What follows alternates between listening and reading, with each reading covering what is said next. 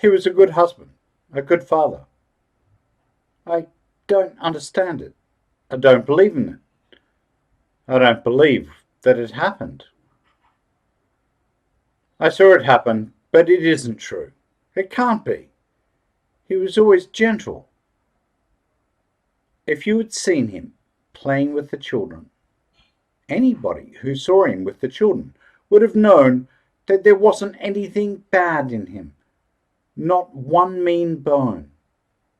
When I first met him, he was still living with his mother over near Spring Lake, and I used to see them together, the mother and the sons, and think that any young fellow that was that nice with his family must be one worth knowing. Then, one time, when I was walking in the woods, I met him by himself, coming home from a hunting trip. He hadn't got any game at all, not so much as a field mouse, but he wasn't cast down about it. He was just larking along, enjoying the morning air. That's one of the things I first loved about him. He didn't take things hard. He didn't grouch and whine when things didn't go his way. So we got to talking that day, and I guess things moved right along after that, because pretty soon he was over here pretty near all the time. And my sister said, "See, my parents had moved out the year before and gone south, leaving us the place." My sister said, kind of teasing, but serious, "Well, if he's going to be here every day and half the night, I guess there isn't room for me." And she moved out, just down the way. We've always been real close, her and me. That's the sort of thing that doesn't ever change. I couldn't have ever got through this bad time without my sis. Well, so he come to live here, and all I can say is it was the happiest year of my life. He was just purely good to me. A hard worker, never lazy, and so big and fine looking. Everybody looked up to him, young as he was. Lodge meeting nights, more and more often, they had him to lead the singing. He had such a beautiful voice, and he'd lead off strong, and the others following and joining in, high voices and low. It brings the shivers on me now to think of it, hearing it. Nights when I'd stayed home from meeting, when the children was babies, the singing coming up through the trees there, and the moonlight, summer nights, the full moon shining. I'll never hear anything so beautiful. I'll never know a joy like that again. It was the moon, that's what they say. It's the moon's fault, and the blood. It was in his father's blood. I never knew his father, and now I wonder what became of him. He was from up Whitewater way and had no kin around here. I always thought he went back there, but now I don't know. There was some talk about him, tales that come out after what happened to my husband. It's something runs in the blood, they say, and it may never come out, but if it does, it's the change of the moon that does it. Always it happens in the dark of the moon, when everybody's home and asleep. Something comes over the one that's got the curse in his blood, they say, and he gets up because he can't sleep and goes out into the glaring sun and goes off all alone, drawn to find those like him. And it may be so, because my husband would do that. I'd half rouse and say, "Where are you going to?" And he'd say, "Oh, hunting. Be back this evening." And it wasn't like him. Even his voice was different. But I'd be so sleepy and not wanting to wake the kids. And he was so good and responsible. It was no call of mine to go asking why and where and all like that. So it happened that way maybe 3 times or 4. He'd come back late and worn out, and pretty near cross for one so sweet-tempered, not wanting to talk about it. I figured everybody got to bust out now and then, and nagging never helped anything. But it did begin to worry me. Not so much that he went, but that he come back so tired and strange. Even he smelled strange. It made my hair stand up on end. I could not endure it, and I said, "What is that? Those smells on you? All over you?" And he said, "I don't know," real short, and made like he was sleeping. But he went down when he thought I wasn't noticing, and washed himself. But those smells stayed in his hair and in our bed for days. And then the awful thing. I don't find it easy to tell about this. I want to cry when I have to bring it to mind. Our youngest, the little one, my baby, she turned from her father just overnight. He come in, and she got scared looking stiff, with her eyes wide, and then she begun to cry, and try to hide behind me. She didn't yet talk plain, but she was saying over and over, "Make it go away, make it go away."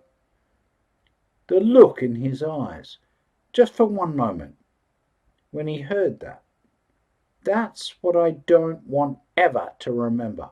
That's what I can't forget. The look in his eyes, looking at his own child. I said to the child, "Shame on you. What's got into you?"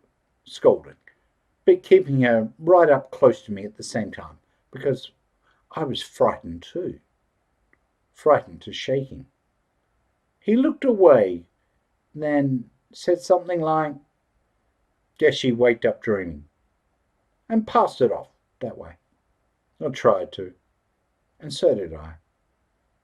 And I got real mad with my baby when she kept on acting crazy scared of her own dad. But she couldn't help it, and I couldn't change it. He kept away that whole day, because he knew, I guess, it was just beginning dark of the moon. It was hot and close inside and dark, and we'd all been asleep somewhere when something woke me up. He wasn't there beside me. I heard a little stir in the passage when I listened. So I got up, because I could bear it no longer. I went out into the passage, and it was light there. Hard sunlight coming in from the door, and I saw him, standing just outside, in the tall grass by the entrance. His head was hanging. Presently he sat down, like he felt weary, and looked down at his feet. I held still, inside, and watched. I didn't know what for. And I saw what he saw. I saw the changing. In his feet it was first. They got long. Each foot got longer, stretching out. The toes stretching out, and the foot getting long and fleshy and white, and no hair on them. The hair began to come up away all over his body. It was like his hair fried away in the sunlight and was gone. He was white all over then, like a worm's skin, and he turned his face. It was changing while I looked.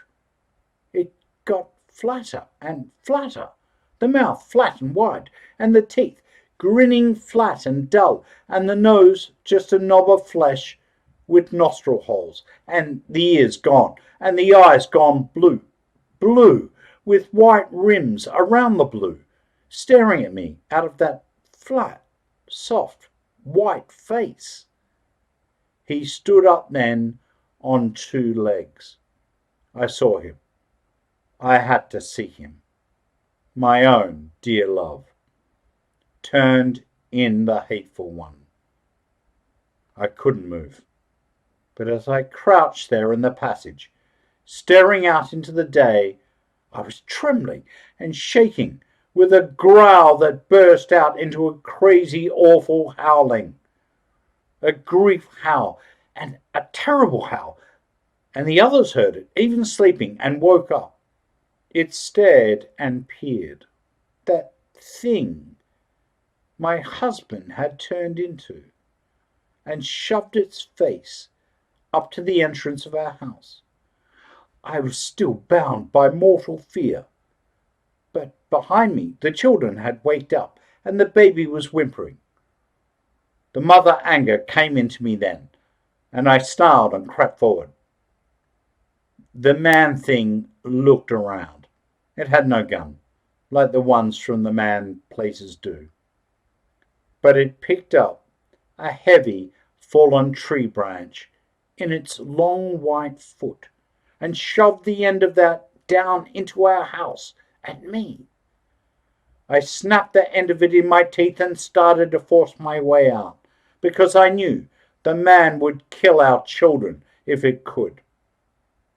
But my sister was already coming. I saw her running at the man with her head low and her mane high and her eyes yellow as the winter sun. It turned on her, raised up that branch to hit her. But I come out of the doorway, mad with the mother anger, and the others all were coming, answering my call, the whole pack gathering. There, in that blind glare and heat of the sun at noon, the man looked round at us and yelled out loud and brandished the branch it held.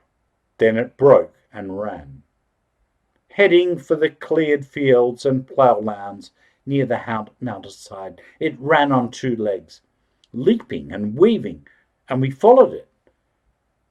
I was last, because love still bound the anger and the fear in me. I was running when I saw them pull it down.